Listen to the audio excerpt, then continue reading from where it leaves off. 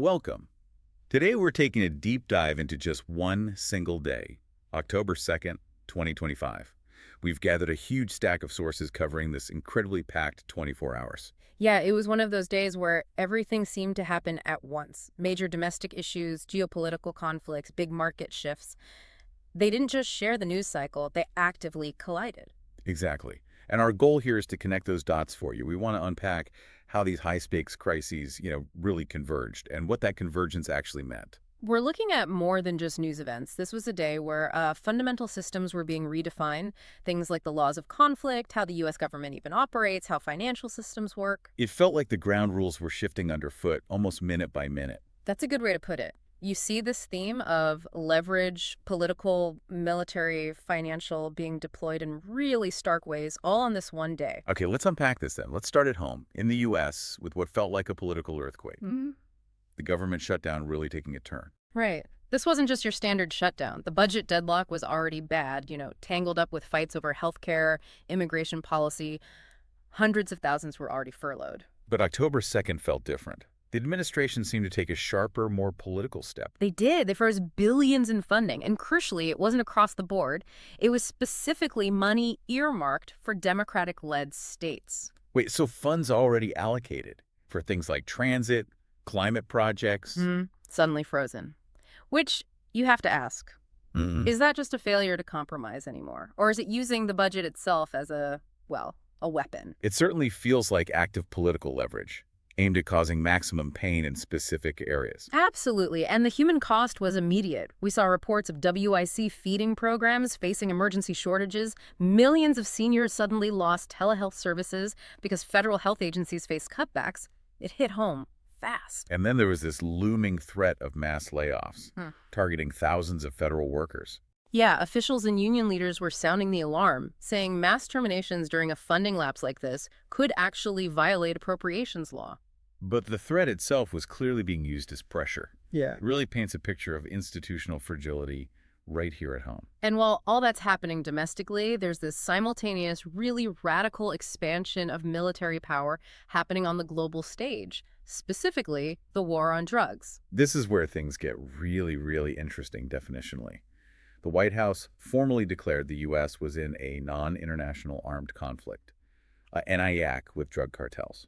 That term, NIAC, it's loaded. It's a legal term that shifts the whole game. It means the administration is basically saying, okay, the rules of engagement here aren't just law enforcement anymore, they're military. And this came right after those lethal strikes off Venezuela.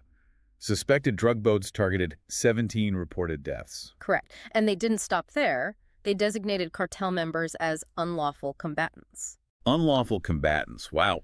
That's language usually reserved for, fighters in wartime who violate the laws of war. What does that practically mean for someone captured?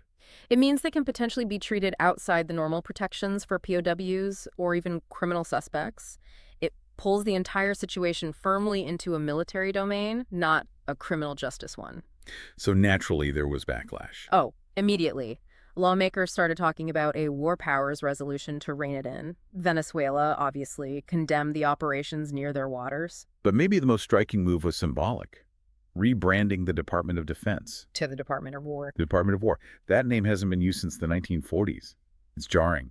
It signals a whole posture shift. Yeah. It frames these cartels not just as criminals, but as an ongoing existential threat requiring a permanent military response structure. Before we move off these institutional battles, there was also that Supreme Court decision, right, about the Federal Reserve. Yeah, quickly touched on that. The court denied President Trump's bid to immediately remove Lisa Cook from the Fed board. So she stays for now, but the bigger legal fight over that kind of executive power regarding independent institutions, that's still coming. Oral arguments set for January. Okay, so shifting gears from redefining war at home, October 2nd also saw this horrifying, very localized terror event across the Atlantic. Yes, the attack at the Manchester synagogue. On Yom Kippur, the holiest day in Judaism, a man used a car as a weapon, then stabbed worshippers. 2 people killed, others injured, before the attacker was shot by police. Just horrific. Truly tragic. And Prime Minister Keir Starmer immediately promised more police protection at synagogues. Which highlights that documented rise in hate incidents in the UK they've seen since 2023. This felt like a really grim marker. Meanwhile, tensions were absolutely boiling over in the Middle East. The Israeli military was warning about a major offensive in Gaza's Old City. And the severity of that threat was underscored by the Red Cross, wasn't it? Yes, the International Committee of the Red Cross, the ICRC, they actually suspended their operations in Gaza City. They cited immediate risks to their staff when a neutral group like the ICRC pulls out. Yeah, that tells you how dire the situation on the ground must be. And then you had that incident at sea. The Israeli Navy intercepted that flotilla, the Global Sumud, near Gaza. Right? The protest flotilla.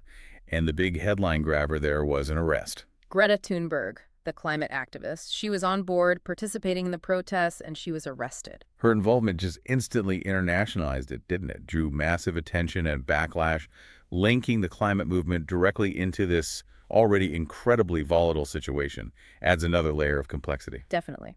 Shifting focus again to major power disputes, Ukraine saw this flicker of hope almost immediately followed by renewed fear. The hope being that prisoner swap. Exactly. A major POW swap. 185 soldiers, 20 civilians returned. A rare bit of good news, a real humanitarian gesture. But then almost immediately overshadowed by Chernobyl. Yes. A Russian drone reportedly cut power to the decommissioned Chernobyl site for several hours. It just reignited those deep fears about nuclear safety in a conflict zone. The risk around attacking infrastructure near these old nuclear sites is immense. And the diplomatic fragmentation just continued elsewhere, like with Iran sanctions. Right. Russia just flat out rejected the reimposed UN sanctions, the arms embargo, the enrichment bans, calling the European snapback mechanism illegal. So deepening that international split over how to handle Iran's nuclear program. Pretty much underscores the fracturing alliances there. Although, interestingly, we did see one small sign of maybe pragmatic de-escalation in Asia. Well, what was that? India and China agreed to resume direct flights after a 5-year freeze. Wow, okay. That's something. Yeah, it's seen as a practical step aimed at making travel easier for business people, students. It doesn't solve the big border disputes, obviously, but it's a small move towards normalcy, maybe. We should also quickly mention the unrest in Pakistan-administered Kashmir, protests turning deadly. Yes, at least 8 people killed, including police, over several days of protests in Muzaffarabad. The trigger, basic cost of living issues. Inflation, power prices. It shows how quickly economic strain can just explode into serious violence. And that kind of volatility brings us straight to the planet itself, because October 2nd was also marked by some really severe natural disasters. Absolutely. Starting in the Pacific Ring of Fire, a big earthquake, 6.9 magnitude, near Bogo City in the Philippines. Cebu province. The death toll was significant, wasn't it? At least 72 confirmed dead, hundreds injured. And it immediately brought up those issues again about vulnerable housing and quake-prone areas, preparedness, the usual tragic cycle. And then there were the storms, tropical systems causing havoc. 2 major ones. In Vietnam, Typhoon Baloy was absolutely devastating. At least 36 people killed. The damage reports were staggering. Over 210,000 homes damaged. The economic cost estimated around 11.5 trillion dong.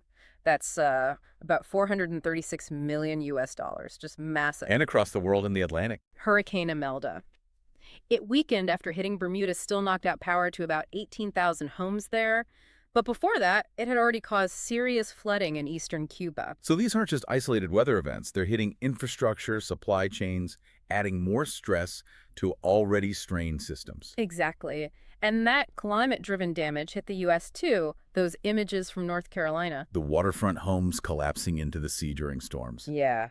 A really stark visual example of coastal erosion, the kind of immediate climate threat that, frankly, insurance policies aren't really designed to handle anymore. It's like a reminder that while governments are gridlocked and definitions of war are changing, the planet itself keeps, well, moving the goalposts for where we can even live safely. Well put.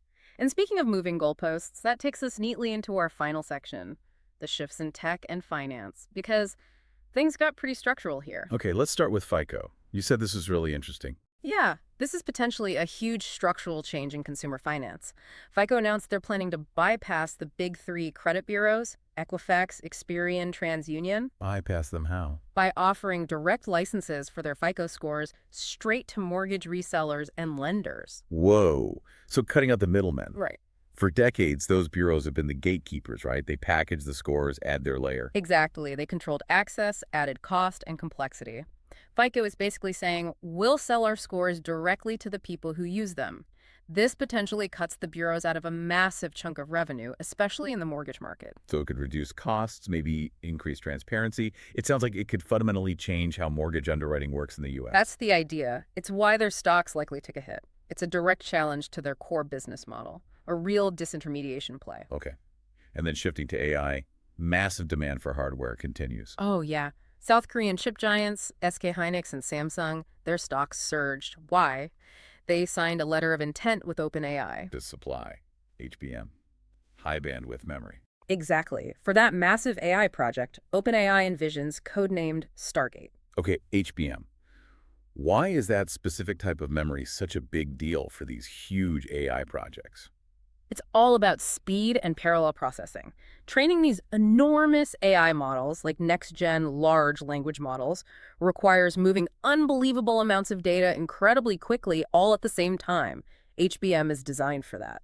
So this deal basically cements the reliance on these Asian chipmakers for the absolute cutting edge of AI hardware. Pretty much. It signals that the AI arms race, the infrastructure build-out for it, is just accelerating like crazy. All right, switching to the consumer side of tech. Tesla had a delivery surge. They did. Q3 deliveries were up about 497,000 vehicles, roughly 7% year over year. But there's a catch, right? A big one.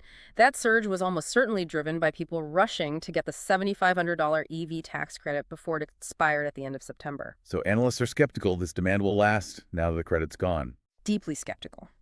You might see a pretty sharp drop-off in the next quarter. It raises questions about the underlying strength of demand without those heavy subsidies. And finally, a really interesting kind of counterintuitive economic indicator, Disney. Yeah, Disney theme parks reported record low attendance figures. Low. Why? Attributed mostly to economic uncertainty, people seem to be changing their spending habits, maybe cutting back on those big discretionary family vacations, tightening their belts. It's fascinating. Even as some parts of the tech economy are booming, you see this anxiety hitting consumer spending on experiences. It's a clear sign that economic worry is pretty widespread. Oh, and before we wrap up the finance and tech section, we should mention a bit of positive news on the health front. Okay, what was that? The FDA approved a new combination therapy, lurbinectedin, with atezolizumab as a maintenance option for extensive-stage small cell lung cancer. So a new treatment option for a very aggressive cancer. Exactly. Real innovation, expanding choices for patients. Important to note amidst all the other upheaval. Absolutely. So, okay, let's take a breath. Looking back at this single day, October 2nd, 2025, what really stands out is just how many systems were changing deeply all at once. Precisely. It wasn't just a busy news day. We saw formal declarations of war change, the federal budget used as a targeted weapon, threats of mass layoffs, testing legal boundaries. While simultaneously, the structure of consumer credit started to shift with FICO, the global infrastructure for AI got a massive boost, and consumer behavior showed signs of serious strain. And all this happened against a backdrop of actual terror attacks, escalating regional conflicts, and devastating natural disasters. Definitions and institutions were bending or maybe even breaking across almost every sector you look at. So what's the takeaway for you listening to this? The very definition of war seems to be expanding, right, to include non-state groups like cartels. Government power itself is being wielded in very direct, sometimes punitive ways. And at the same time, the foundational systems we rely on, finance, technology, even the predictability of the climate, they're all undergoing these profound, sometimes abrupt structural changes, Right. all converging on this one day. That sense of stability, the idea that these systems have clear rules and boundaries, Yeah, it really felt shaken on October 2nd. it certainly did. Which brings us to a final thought, something for you to maybe chew on after this. Go ahead. Given everything we've discussed, the U.S. government now formally in a non-international armed conflict, with cartels designated as unlawful combatants, alongside rebranding the military as the Department of War. Yeah. What does that ultimately mean for the future, for civilian rights, for international law, when the lines around conflict get blurred like this? That expansion, it's something worth thinking about long after this deep dive ends. That is a profound question. A lot to consider there. Indeed. We really appreciate you joining us for this intense look at how so many crises could converge on a single day. We'll see you on the next deep dive.